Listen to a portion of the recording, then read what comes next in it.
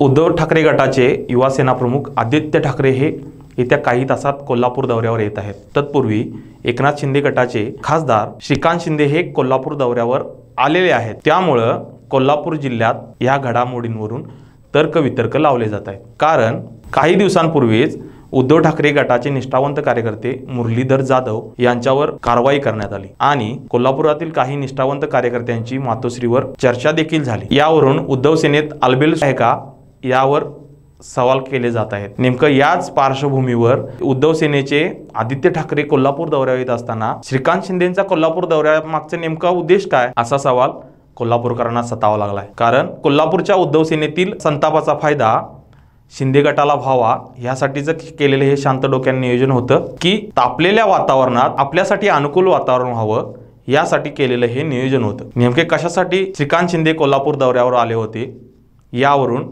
अनेकांना प्रश्न सतावू लागले। तुम्हाला काय वाटतं याबाबत सांगायला विसरू नका।